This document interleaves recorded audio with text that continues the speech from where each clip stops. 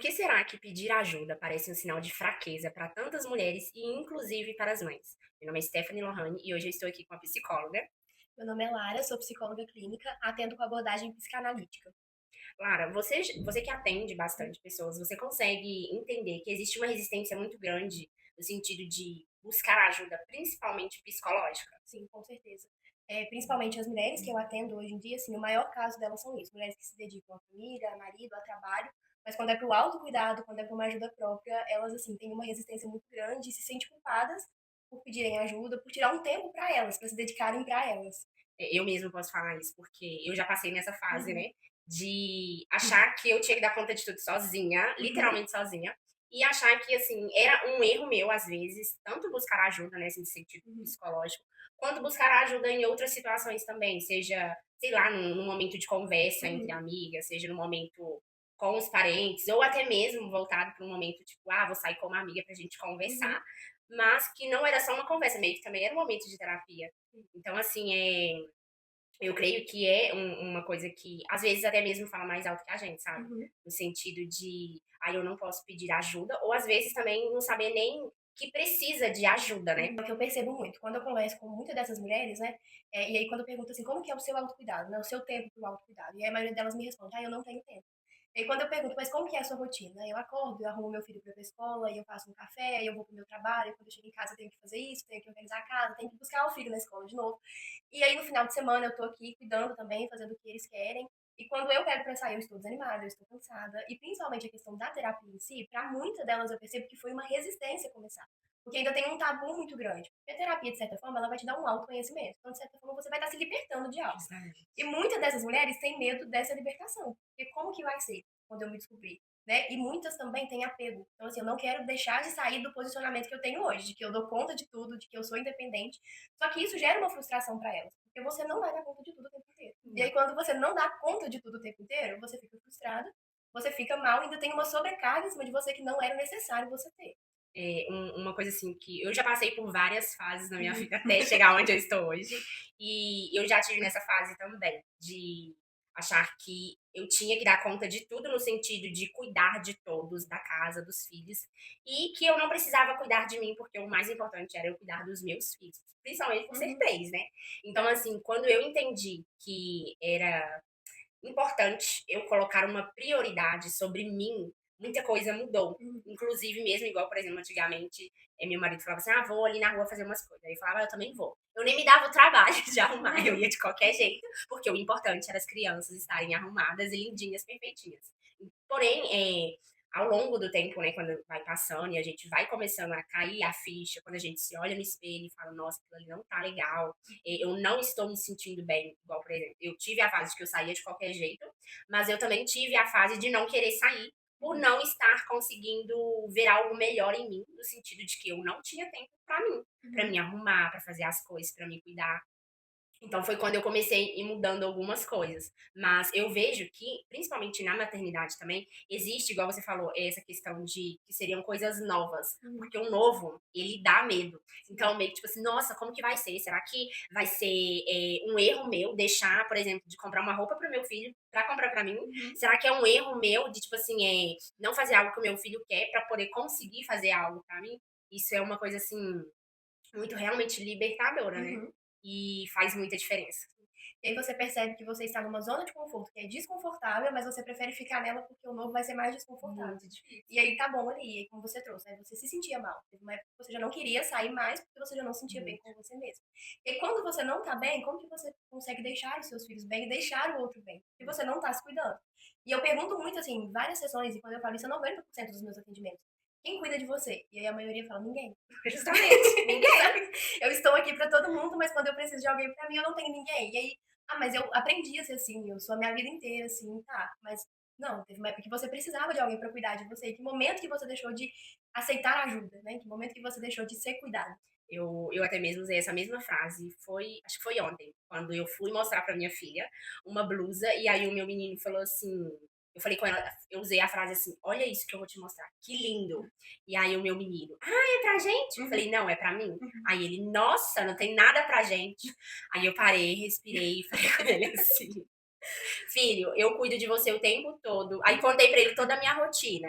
E aí eu fui e falei com ele assim, e quem que fez tudo por mim no dia de hoje? E aí eles tentando pensar o que que eles tinham feito, mas ninguém tinha feito nada. E aí eu fui e falei com ele assim, do mesmo jeito que a mamãe cuida de vocês, a mamãe também tem que cuidar dela. Uhum. Do mesmo jeito que a mamãe faz de tudo pra ver vocês felizes, a mamãe também tem que se sentir feliz. Uhum. Porque a mamãe não pode ficar o tempo todo só fazendo as coisas que vocês querem. Eu tenho sim que cuidar de vocês, fazer as coisas legais, a gente ter o nosso momento, mas vai ter momentos que a mamãe vai ter que fazer só pra mamãe. Uhum. E esse final de semana que passou, eu vivi uma experiência, assim, muito incrível. Uhum. Porque eu fui pra Belo Horizonte, fiquei sexta, sábado, domingo e voltei na segunda. E eles ficaram. Uhum. Então, assim, foi uma experiência tanto pra mim quanto pra eles. Inclusive, deles entender que, tipo, vai ter momentos que eles vão ficar pra trás, no Sim. sentido de não viver as coisas que eu vou viver. Mas tá tudo bem, porque eu não tenho que ficar só com eles. Uhum. E não é que, tipo assim, que eu não levei ele, que eu sou uma mãe ruim. Pelo contrário, eu estou ensinando pra eles que vai ter momentos que serão nossos, mas vai ter momentos que serão separados. Sim. Por exemplo, no caso, quando chega o final de semana, mãe, pode dormir na casa da avó? Eles nem sequer se preocupam como que você vai ficar. Eles, tipo, não estão nem aí, mãe, você vai dormir sozinha, mãe, eu vou ficar aqui. Quer nem saber. Só fala, tchau, mãe. Tô indo. E se bobear no dia que a gente vai pra buscar, ai, deixa eu dormir mais hoje. Uhum. Então, tipo assim, né? Aí foi uma experiência assim, muito boa, tanto pra mim quanto pra eles, mas a gente teve contato, né, durante a Sim. viagem. Mas foi assim, extraordinário, porque Uhum. foi a primeira vez, tipo, sei lá, depois de 12 anos, né? Porque por mais que eles dormiam assim na casa da avó deles, 1 ou 2 dias no máximo, eles sabiam que eu estava ali por perto, Uhum. do que saber que eu estava viajando. Sim. E aí é o que você trouxe, aí você percebe que você não é uma mãe ruim, você não deixa de ser uma mãe boa porque você foi, é um tempo pra você, né? E é o erro de muitas mulheres hoje, não só na maternidade, mas talvez dentro de um relacionamento, dentro de um casamento, até mesmo questão com família. Quantas mulheres hoje são, assim, independentes, adultas e são apegadas à mãe, ao pai, não vivem uma vida porque ainda estão presos nele, né? E aí, quando você fala essa questão da maternidade, me lembra muito um atendimento que eu fiz de uma mãe que falou, assim, eu preciso de um tempo pra mim, eu preciso de um descanso, mas eu não consigo. Porque eu sinto que se eu for, eu vou me sentir uma É, péssima mãe. E não, você vai ser uma ótima mãe. Porque se você não está bem, se você não se ama, se você não se prioriza, não tem como você cuidar, não tem como você se dar conta. Porque uma hora você vai estar tão cansado, tão exausto, tão sobrecarregado, que você não vai ter força para fazer tudo que você fez. E aí o que você precisava fazer, que às vezes é mínimo, é atividade mínima, você não vai ter condições de fazer, né? E até mesmo essa experiência que você conta, né, desse final de semana, de ter tido contato com eles por telefone, isso mostra também que você tem criado filhos independentes, porque você não vai estar aqui para sempre, né? Eles não vão depender de você para sempre, e um momento eles vão virar adultos. sim. E aí, quando eles virarem adultos, eles vão precisar lidar com responsabilidades que vão ser deles, eles vão ter que ser pessoas independentes, ou eles vão ser o tipo de adulto que precisa da mãe para resolver todo tipo de problema, né? Então, assim, isso é muito importante, sabe? Aprender que não, você não se torna uma mãe ruim se você tem um momento de autocuidado, se você tem um momento de um tempo livre para você, de se preparar ali mesmo para o seu dia. Igual eu vejo muito que você posta, né? De seu devocional na parte da manhã, de ter aquele momento único ali, você, Deus, e até mesmo o seu autocuidado. E por que que isso te tornaria uma mãe ruim? Justamente. Igual uma coisa que eu comecei a olhar com muito mais detalhe é sobre os mandamentos de Deus. Uhum. Porque tem uma parte que fala amar o teu próximo como a ti mesmo. Uhum. Mas, tipo, se a gente for parar pra pensar o que é amar a ti mesmo pra depois amar o teu próximo, Uhum. a gente, tipo, a cabeça meio que buga, porque, nossa, eu não tô me amando, como que Uhum. eu vou amar o próximo? E isso também foi um destravar na minha vida, sabe? Quando eu parei pra pensar, gente, como assim? Até, tipo, até Deus já sabia que eu precisava me amar Sim. primeiro Uhum. pra depois amar outras pessoas, porque às vezes a gente acha que tá demonstrando total amor pras outras pessoas, e às vezes não é o que a gente tá passando pro outro, no sentido da pessoa tá vendo que a gente não tá nos Uhum. amando, sabe?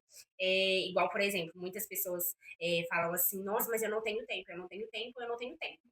Mas eu creio que, por exemplo, se eu consigo ter tempo, todo mundo consegue.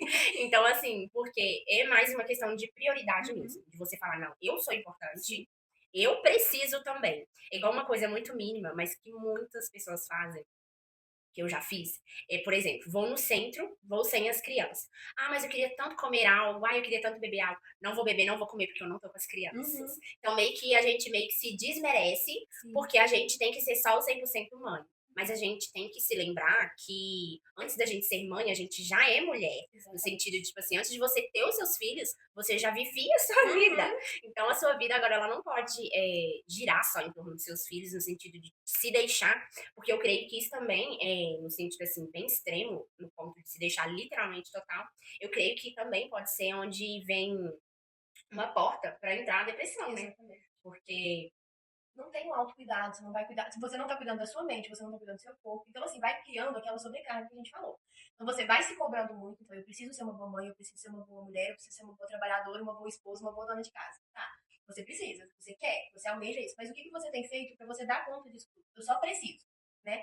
Mas aí quando você pega pra olhar pra você, e aí você percebe assim, nossa, eu não dei conta, você vai se frustrando, se frustrando, se frustrando, até que vai chegar um ponto, como você falou, que pode entrar não só uma depressão, mas crises de ansiedade, crise de pânico, sensação de insuficiência, de não ser capaz de fazer nada. E aí, não é que você não é capaz, é porque assim, você tem se dedicado tanto a outras coisas que quando você volta pra você, que é o necessário.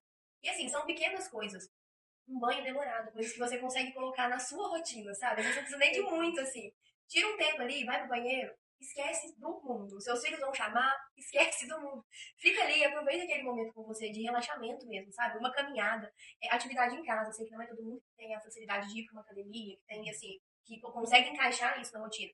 Mas atividades em casa mesmo, atividades com as crianças, assim, de exercício. Hoje em dia tem muito isso, né, em vídeo no YouTube. Então são pequenas coisas que você vai encaixando na sua vida para se priorizar, porque como você trouxe, muitas mulheres têm tempo para tudo. E às vezes, se for necessário, viram noite para fazer algo pro outro. Mas quando fala assim, não, agora eu vou fazer por mim, aí não tem tempo. Aí tá cansada, não consigo, tô desanimada. Só que se você também não for firme, não, eu preciso disso, você não vai sair dessa zona. É algo que as mulheres elas precisam entender que não é errado se priorizar, né? Como a gente falou. Se essa prioridade não for sua, uma hora você não vai dar conta de cuidar do outro. E aí você vai se frustrar de novo e aí vai gerar todo aquele sentimento de insuficiência, e vem a depressão, vem a ansiedade. Pode vir crises também dentro do relacionamento, porque ela vai começar a se autocobrar, e às vezes é cobrança que nem mesmo o companheiro tá colocando sobre ela. Só que ela precisa de alguém para descontar aquilo, e vai virando essa bola de neve justamente por causa da falta de autocuidado. E é igual também lá no início, né? Que a gente tava conversando. Se a gente não se cuidar, quem vai cuidar da gente? Exatamente. Porque muitas das vezes, eu falo até mesmo por mim, a gente tem um companheiro em casa, mas ele não é totalmente presente, de estar ali o tempo todo. Uhum. Então, tipo assim, trabalho o dia inteiro, quando chega já tá cansado. Então é algo que você tem que fazer até mesmo por você. Igual você tava falando, você deu um exemplo, né, de vai pro quarto, tranca a porta. Eu confesso que eu já vivi de, tipo assim, ver um vídeo de alguém compartilhando algo nesse sentido e falar, nossa, que pessoa horrível, deixar a criança lá e trancar a porta, ou fazer algo escondido no sentido assim, tá de noite, vou comer um chocolate escondido, porque as crianças não podem comer açúcar só, elas despertam o sono. E eu falo, nossa, que horrível. Porém, eu cheguei nessa fase um dia e falei, meu Deus, como que isso é libertador? Porque assim, às vezes a gente tá tão ali, mãe, que é isso? Mãe, que não sei o quê. E aquela barulheira toda na nossa cabeça e você não consegue se concentrar em nada. E aí chegou uma fase que eu comecei a conversar com as crianças. Falei, gente, quando a mamãe entrar dentro do quarto e a porta estiver trancada, é porque a mamãe tá conversando com Deus. Então você não chama, não atrapalha a conversa, não, tá? Não atrapalha. E aí, aí teve vezes, né, que eles levantaram, foi no quarto, viu que tava fechado, e aí um virou pro outro e disse, olha, não chama a mamãe, que ela tá conversando com Deus. Vamos assistir desenho. Porque é algo simples, tipo assim, que a gente cria pra gente mesmo, mas que tem todo o sentimento, toda a emoção por trás. Igual você falou sobre o banho demorado. Foi a primeira coisa que eu fiz quando eu cheguei de viagem. Eu lavei os meus cabelos, fiquei lá tomando meu banho, fazendo o meu momento de autocuidado, sabe? Porque por mais que pareça algo tão simples, é algo com muito significado. Por exemplo, às vezes uma pessoa não sabe o que é tomar um banho. Aquele banho, como que fala, gente? É aquele banho prêmio de horas, onde você faz tudo que você precisa, porque a vida é tão corrida e não se coloca no direito de fazer algo. Então, uma coisa que eu amo fazer, muitas vezes, quando eu tenho que resolver alguma coisa, é parar em algum lugar, pedir alguma coisa pra mim e ficar ali, no silêncio absoluto. Tipo assim, com a cabeça ligada em lugar nenhum, só aproveitando o meu momento. Porque é algo assim tão extraordinário, tão leve, tão incrível, mas que muitas vezes a gente tem medo até mesmo de viver isso. E aí, quando você fala, né, dessa questão, você, aquela culpa, né, nossa, eu tô aqui com talvez um sorvete. Eu tô aqui tomando um sorvete e os meus filhos, às vezes na escola, mas tá tudo bem, eles não estão nem vendo que você tá tomando um sorvete. Justamente. Meio que a gente auto que meio fica se cobrando e se criticando também, de certa forma. E aí, quando a gente, né, mulher, se coloca nessa posição, a gente aceita qualquer coisa do outro. Porque a gente não tem um autocuidado, a gente não tem um amor ali próprio ao ponto de se cuidar. E quando eu falo de amor próprio, não é aquela coisa assim, mágica, porque é difícil às vezes, sabe? Tem dia que a gente vai acordar, que a gente vai se olhar no espelho e não vai gostar do que a gente tá vendo. Mas assim, quando a gente entende que a nossa prioridade precisa ser nós mesmas, a gente não aceita qualquer coisa. E isso eu não falo só assim, mas tanto em relação a como os meus filhos vão me tratar, como o meu relacionamento vai ser, como eu vou aceitar que pessoas de fora me tratem também. Porque você sabe o seu valor, você se colocou naquela posição ali, e é isso. E você não vai aceitar menos do que você acha que você merece. Então, assim, aí toda essa desvalorização que nós temos com nós mesmos, às vezes, que é muito difícil, engloba todo o resto. Porque como que nós vamos nos posicionar se a gente não consegue, assim, entender o que a gente pode suportar ou não? A gente suporta qualquer coisa nessa posição. É igual, uma vez eu tava. Sacanagem. Igual uma vez eu tava estudando, não lembro muito bem o que era, mas Uhum. falava sobre isso, sabe? Que se praticamente é você que determina como as pessoas devem te Uhum. tratar. E isso eu acho que envolve muito isso também, no sentido de você fazer com que a outra pessoa entenda que você também merece ser valorizada. Tanto se autovalorizar, Sim. quanto desejar a valorização de outras Uhum. pessoas também. Porque é algo muito difícil, às vezes, até mesmo falar assim, nossa, o que eu mereço? Uhum. Nossa, o que eu posso? O que eu não posso? Uhum. E isso muda muita coisa Sim. também. E aí, abrindo mais, assim, né, falando de mulheres no geral, é o que a gente consegue ver de muitas mulheres que se submetem a um relacionamento abusivo, que se submetem, né, a ser maltratada dentro de casa, dentro de um relacionamento, porque elas não conseguem enxergar o valor que tem nelas, elas não têm esse cuidado. E aí, quando eu falo, eu trago também de casos que eu já atendi, que eu já acompanhei, tipo assim, de mulheres se humilhando por homens que humilham mesmo, sabe? Tipo assim, que pisam mesmo. Mas quando eu pergunto, tá, mas como que você se enxerga? Aí eu não vejo qualidade em mim, sabe? Eu acho que eu não vou conseguir achar coisa melhor do que isso. Porque, mas como que você. Não, eu não me cuido, porque eu dedico a minha vida a ele, eu faço de tudo por ele, eu não tenho nenhuma valorização. Mas não vai ter. Se ela não se valoriza, como que ela vai ter valorização do outro, sabe? É uma coisa assim, muito. Que às vezes as pessoas, eu creio que não conseguem nem pensar. Uhum. Porque estão tão focadas no outro. Existe uma palavra que eu fugi da minha memória agora, mas é aquela dependência emocional. Uhum. E muitas das vezes, assim, eu falo, voltada pro meu lado da dependência emocional, no sentido dos filhos. De achar que tudo que você vai fazer, você tem que fazer só com o seu filho. Uhum. Você não tem direito, sei lá, de sair com uma colega pra comer, sei lá, um lanche, porque você tá completamente dependente dele. E se não tiver com ele, não dá pra fazer mais nada com Uhum. ninguém. Mas sabe uma coisa, assim, que às vezes eu sempre fico pensando muito, e até mesmo pra tentar meio que alertar as outras pessoas, é que, tipo, você tá ali com o seu filho agora, porque ele é criança ou ele é adolescente. Mas e quando o seu filho crescer? Quando ele sair da sua casa, qual vai ser sua vida? Vai ser Exatamente. uma vida depressiva, porque tipo, você não vai ver mais sentido em nada, Uhum. ou vai ser uma vida na qual você já aprendeu a se valorizar, então tá tudo bem, porque sua vida vai continuar fluindo. Exatamente. Porque quando a gente para pra pensar, meu Deus, tá, meu filho tá pequeno aqui, mas ele vai crescer, e aí? Uhum. Porque é algo que, tipo assim, hoje em dia a gente pega casos, no sentido de, quando a gente conversa com outras pessoas, né, de pessoas que não se importam com os pais. Sim. Por mais que os pais tenham feito de tudo Uhum. pelos filhos. Aquele negócio de que a mãe liga não atende. Uhum. Ai, eu tô muito ocupado. Que dia que você vai vir? Ah, não sei, quando der. E fica tempo sem visitar, tempo sem visitar. E tipo assim, e o que a mãe fez no passado? Uhum. Entendeu?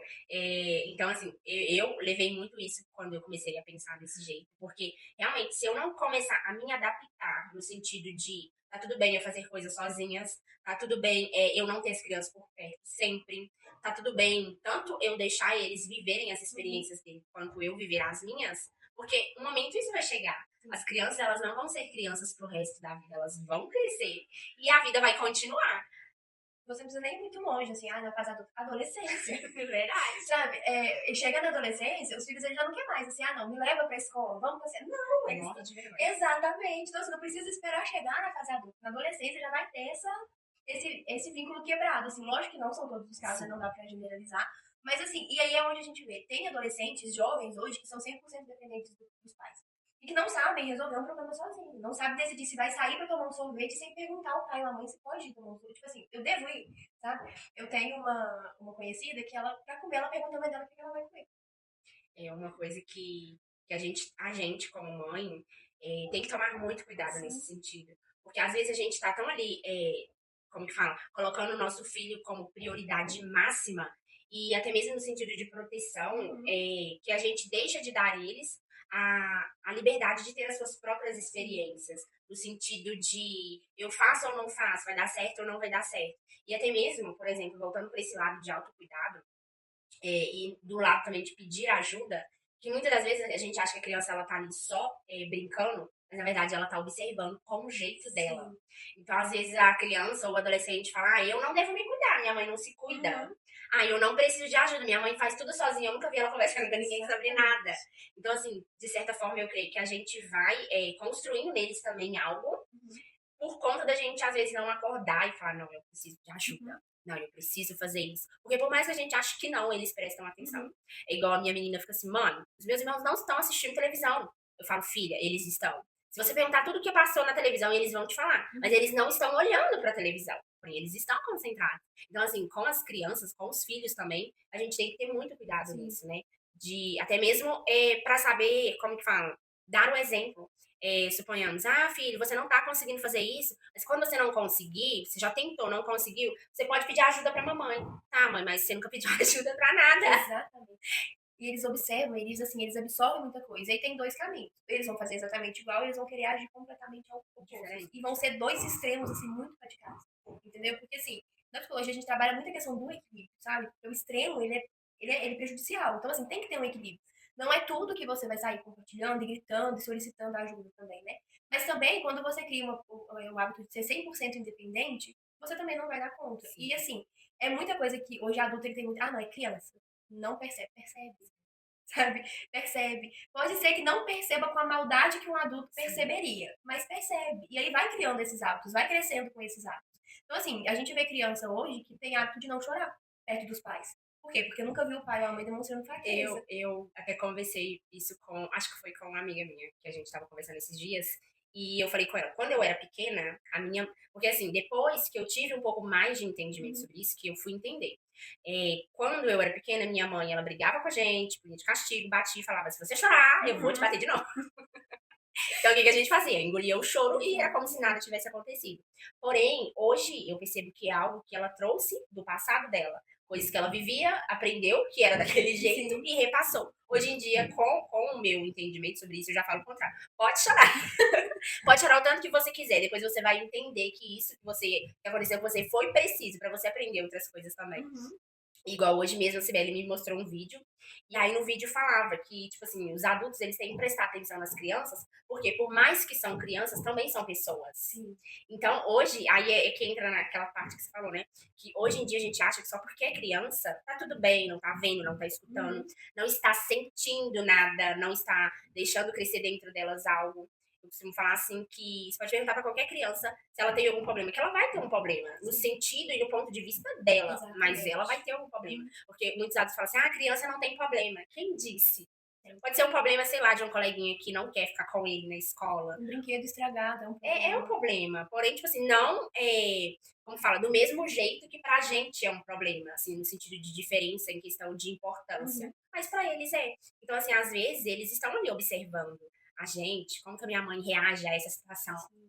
como que a minha mãe faz quando ela vai sair, Uhum, como que a minha mãe, ela, quando eu falo algo pra ela, como que ela se comporta. uhum, É igual hoje também. Lá em casa tem várias situações todo dia.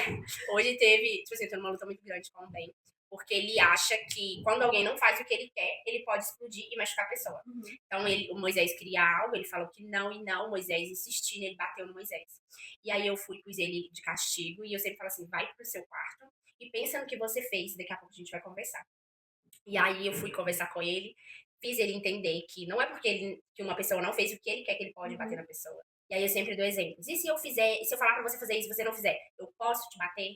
Eu posso te machucar? E aí ele começa a entender. Porque é assim, né? Sim. E às vezes a criança ela tá ali vendo ou crescendo algo dentro dela, até mesmo porque a gente não teve nem a capacidade de, sei lá, chegar pra tentar explicar, tentar conversar. Uhum. Então tem muita gente que é contra o conversar.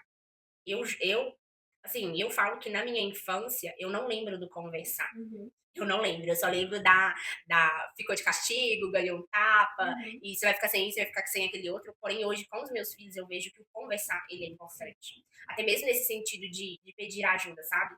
Igual tem a Cibele, que vai fazer 12 anos. Hoje mesmo eu falei com ela assim, filha, a gente já conversou sobre uma situação, mas daqui a um tempo tá na hora da gente conversar de novo, porque talvez você esqueceu algumas Uhum. coisas. Então, assim, a ajuda, a conversa, ela abre muitas portas Sim. e nos liberta de muitas coisas, né? Uhum. Porque às vezes, por exemplo, eu tenho a Cibele, eu sempre falo com ela assim, filha, nunca deixe o mal colocar na sua cabeça e no seu coraçãozinho que pedir ajuda pra sua mãe, ela vai te pôr de castigo, ela vai te bater, ela vai ficar irritada. Nunca deixe. Por quê? Se você precisa de ajuda, a mamãe quer ser a primeira a te ajudar, sabe? E isso é uma coisa muito importante até mesmo pra gente conseguir passar pros nossos filhos. Sim. Que a ajuda é boa. Sim. E como você fala, né? Como que você abre isso pra Sibeli de ajuda se ela percebe que você não pede ajuda, né?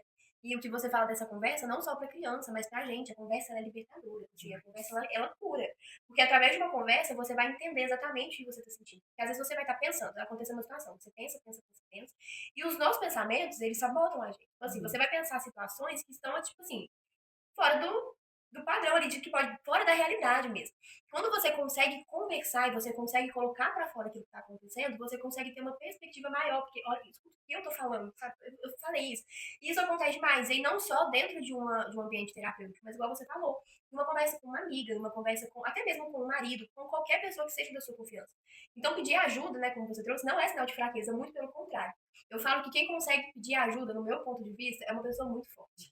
Porque para você conseguir chegar em alguém e colocar as suas dores ali, o que você tem sentido, talvez os seus pontos fracos, é porque você tem muita coragem, você tem muita força para conseguir levar isso para alguém, né? Então eu gosto de falar muito ao contrário. Eu falo que quem procura ajuda é muito forte, não é fraco.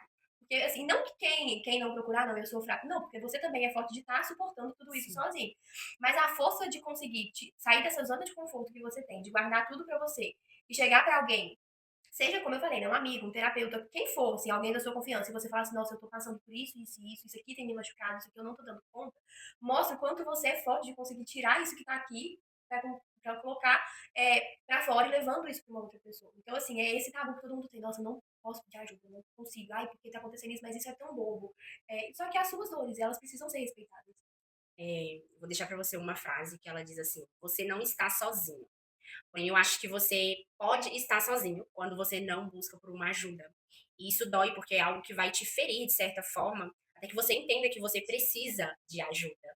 Talvez você esteja esperando chegar o momento final de tipo assim, eu preciso de socorro. Mas eu te falo que não deixe esse momento chegar. Já comece a procurar ajuda agora, com as pessoas que você talvez tenha confiança, ou seja, com um psicólogo também, porque isso faz muito diferença. Faz muita importância também de você colocar para fora algo que tá aí dentro, guardado a sete chaves, talvez, no sentido assim, de estar te incomodando e sem querer até te machucando. E igual a Lara acabou de falar, fraqueza não é pedir ajuda, mas talvez fraqueza seja guardar algo que está ali te maltratando todos os dias.